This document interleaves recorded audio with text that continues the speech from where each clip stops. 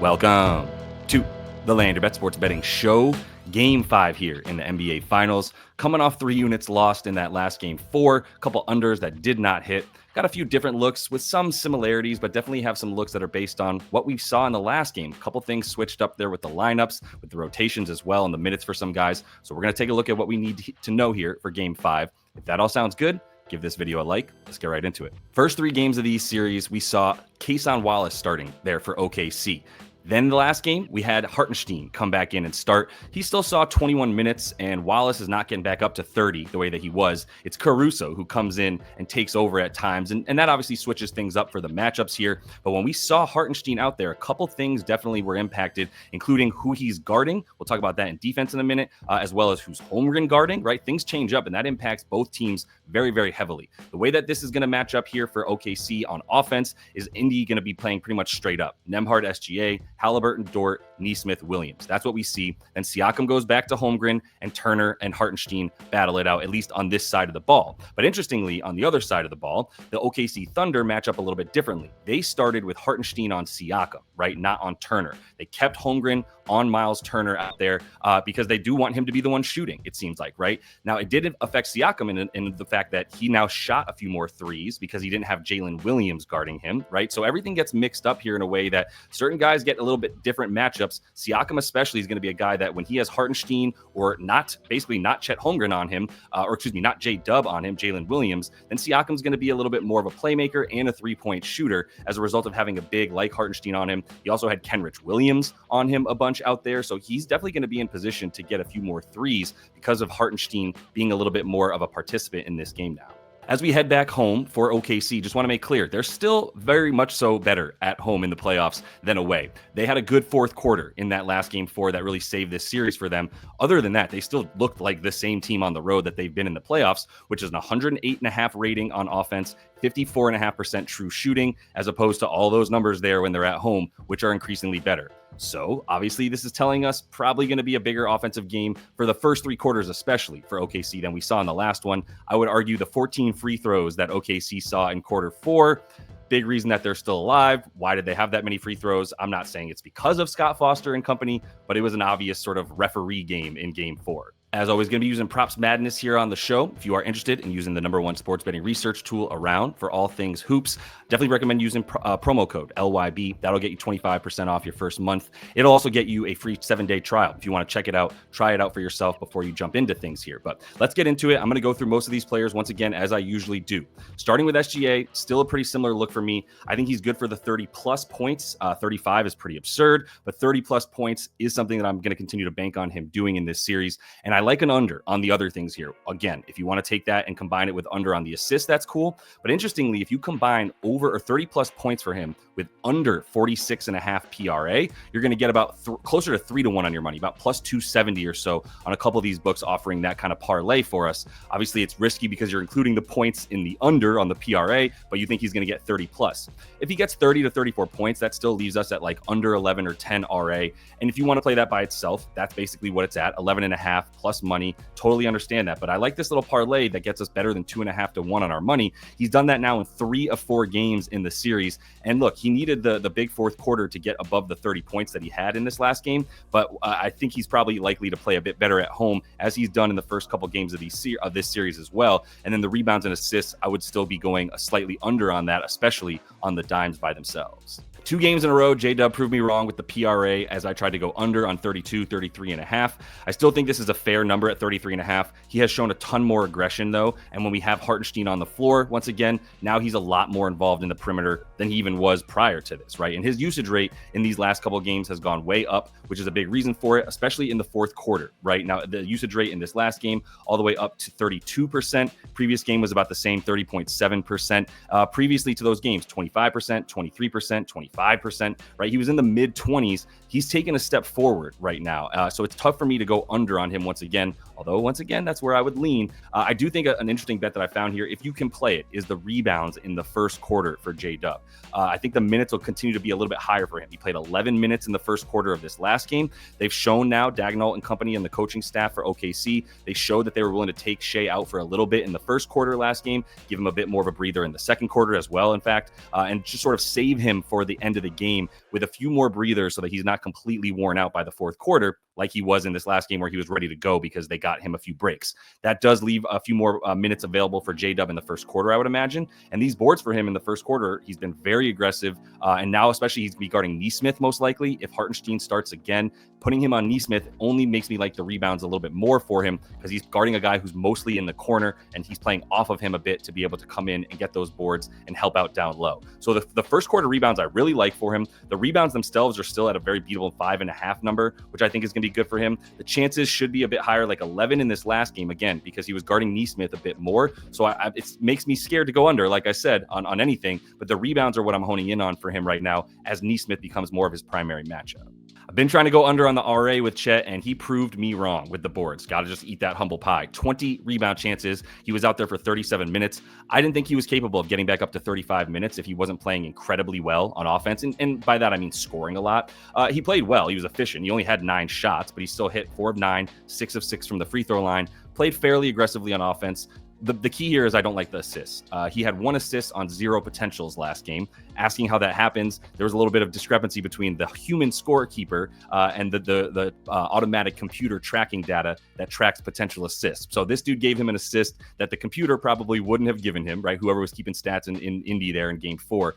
But more importantly, he still didn't even have a potential assist. And I've been taking under on the dimes because he's barely getting 2 consistently, right? Especially against this team. And in the last roughly 6 games in the playoffs, his potential assists have not reached more than 3 and are consistently at 1. So if you're telling me I get him under on the dimes, minus 145, that's fine. I know that's not the juice that most of you want to bet, but this is still a good bet because the volume is not there on the assist for Chet. So I like an under on 1 dime for him, or excuse me, 2 dimes for him in this game. Not much of an opinion on the other guys. Caruso, look, he's still going to be playing 30 minutes. We've proved that now. Played 30 in the last game, 32, 27, 28 in this series. So I don't think he's getting back below 28 like he has a couple times.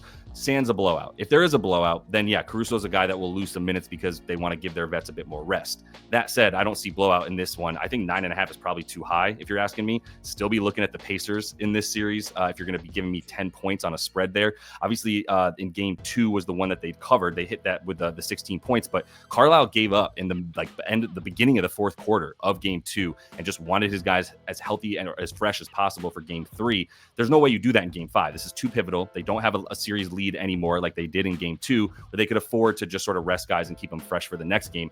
Now they're going to be doing everything they can to keep this as close as possible, certainly within 10 points. I'd be looking at Indy plus 10, which makes me like Caruso because I do think it's going to be a close game. And if you think it's a close game, his minutes, once again, should be at 28 or above. I prefer the points to anything else. If you want the PRA, 17.5 is above my pay grade for him. At about 28 minutes, I have him at 16.5 PRA as a projection on average for him, especially against this team in this matchup. So I'd be looking more towards the points. I think that's still where the biggest value play is for Caruso. We're back at home, so it's Lou Dort. If you want to go anything with him, it's an over. I can't condone an under when he plays at home. The threes are at 1.5. He only took 1 3 in this last game in 33 minutes. But then we just go back to what I keep talking about when we talk about Lou Dort, which is the home and away splits in the playoffs. 2.7 threes made here, over an 8 of 11. If you're giving him 1.5 away, not quite as good. 1.3, right? Just really that one nice game against Indy, game 3 there. But I would be banking on him to hit 2 threes again in this game if you wanted to take something. Points at 8.5, still okay, but at that point, I'd rather just hit 2.5 or 3+ threes for him for some pretty good plus money as opposed to the 8.5 points.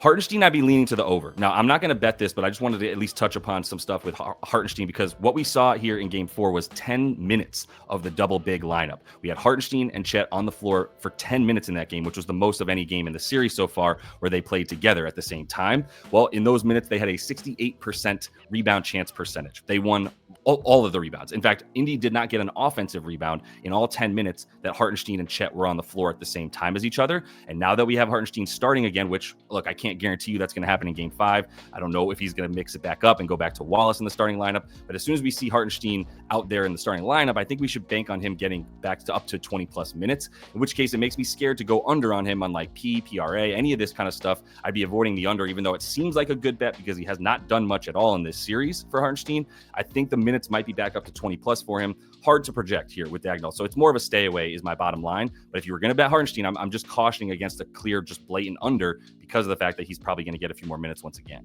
Pascal, very interested to talk about Pascal as we turn into the indie props here. Also, give that video a like if you're still getting anything out of what we're doing here. Much appreciated. Goes a long way to support the channel. So diving into indie, starting with Pascal. PRA, that's what I'm looking at for him. And look, the threes came back to life. If you hit that, look, plus 180. If Hartenstein is out there starting again, can see him guarding Pascal once again. That's how they matched up. And when you have Hartenstein on him, less versatile defender, guy that doesn't really want to leave the painted area very much, as we know. It's not going to be J-Dub out there hawkeyeing him on the three-point line. So I think Pascal, threes good, still really good money. If we see Hartenstein starting again, go right to the Pascal threes for sure. But I think PRA either way, whether it's Hartenstein starting or Cason Wallace or anybody, I think PRA is still the play here for Pascal. The assists have been incredible. We're not really getting the same plus money we were. It was like plus 140 for us to hit 4 assists for him. Well, now he's done that 3 games in a row. And it's not just the amount that he's done it. It's the 8 potential assists, 9 potential assists, 6 potential assists. He's consistently getting those numbers. And now you saw in this last game, 8 of them once again with Hartenstein out there for a few more minutes. Gotta like Pascal to continue to get the PRA as a whole. I mean, the assists are a really nice plus money bet if you want to hit them alone. But I think the whole kit and caboodle for a guy who we continue to expect to play mid-30s at this point, as long as he's not in foul trouble at all, he should be good for 35 plus at the very least. As far as Haliburton goes, now that we're back in OKC, kind of like the points and the assists under for him once again, something that we've been playing for him in the playoffs pretty consistently, and especially in this series here.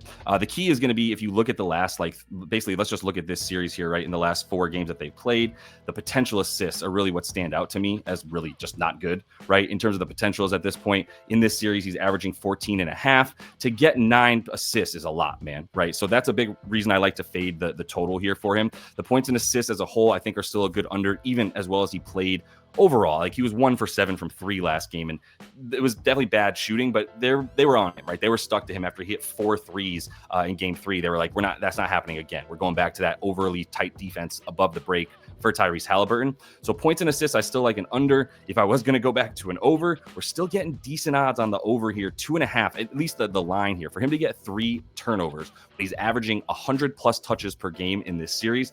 Gotta still like that, even at the minus money here, minus 145. If you want to take an alt line and get 4 plus turnovers for Tyrese, I think he's going to continue to have some problems holding on to the ball against a team that's looking to take it from him above the break, and he's touching the ball that much. Still leaning under for Miles Turner. He's been a stay away from me this whole series because it's really just about, does he hit his shots or not? They're giving him those shots. It's a big reason why they keep Chet on him, as they want Chet to be able to sag off of his defender, play down low to get those blocks and protect the rim. So actually putting Miles Turner seems like it would force him to go out to the three-point line, but he's not playing all the way out on the three-point line against Turner. It's why he's getting a good amount of shots and why they're actually trying to go to him, but he's not hitting, right? 3 of 10 in the last game, 0 for 6 from 3, 3 of 11 the prior game, 1 of 4 for 3. If he hits his shots, he gets his stuff. He don't hit his shots, he don't get his stuff. I don't want to have to bank on if he is or isn't going to hit semi-open shots in this game. So he continues to be a stay away from me. Nembhard was a guy that we went for a little parlay that I'm going to go back to in this game because I still like him for the points. We're still getting value at 10.5. They keep it coming down here. You only had 10 in the last game, but that's the parlay for me. It's 10 plus points under on the rebounds and assists, right? The rebounds and assists are at 7.5. I like that number under for him. Just has not been participating in the offense in the last few games. Even in the game where he got game 2, where he had 8 rebounds and assists combined, that was on 6 rebound chances and 5 potential assists. You don't expect him to get 8 out of that, right? That's way too high of a hit rate on his potential and rebound chances and his assists. So we're going to like him to keep going under on the RA. 6 potentials last game, 4 rebound chances, 7 rebound chances, 3 potential assists. You get my point here, right? This just not involved as a playmaker in the offense. Looks kind of tentative, but he took 9 shots last game, right? And that's the key to the points here is if he's taking 8 to 9 to 10 shots, I like him to get 10 plus points again in this one. So I'm going to keep going back to the 10 plus points under on the RA combined. Another bet I like here is an over for PR for Aaron Nesmith. 15.5 down, way down, right? He's at 19 in the playoffs. He keeps getting them because of the boards, and I get that. But I want to keep myself honest and keep the points in the prop and not just play his boards, which look really good. I mean, he had 9 when he's actually getting minutes and not getting too many fouls that he can't stay in the game, like he did in the game 2 and game 3. Only got 26 and 22 minutes, led to fewer rebounds. But game 1, 31 minutes. Last game, 30 minutes. Stayed out of foul trouble enough to get 12 rebound chances, chances, 19 rebound chances in game 1. And if you combine it with the PR, like, he's capable of hitting the shots. He's taken 12. Even in the game where he played 26 minutes, he took 12 shots. Game 1, when he actually had the amount of minutes, only 9 shots, but got the threes off as well. And in this last game, 9 shots. So 9 shots to get like 10, 11 and a half points. Plus, we're talking about him on the boards, really saving him. I think both of those are likely, right? The shot attempts and the rebounds and rebound chances for him. So again, 30 plus minutes for him should be closer to a 17, 18 PR average and projection. That's what we're going for Nesmith here in game 5. Another guy who proved me wrong the last couple games, Obi Toppin. I'm not fading him again, but 17 and a half PRA is still too high. It's just too high. If he's going to be out there for 29 minutes, fine. I don't know how we keep getting back to these high 20s for him, but I'm done fading him. It's not just Nesmith not playing or Nembhard not playing or Pascal. These guys weren't in foul trouble in the last game, and Obi still got 29 minutes. So if he's out there and he's hot, Carlisle's going to keep him out there, man. He's going to keep being a stay away from me, because this doesn't make sense to my analytical mind that he keeps going over on the PRA like this. So I'm staying away. It's just that simple. It's defied my logic, so I'm out. Love Obi, rooting for him. As a former Knick fan, if you don't like Obi, you're silly and petty, to be honest. Like, he didn't do anything wrong, and he's having success now.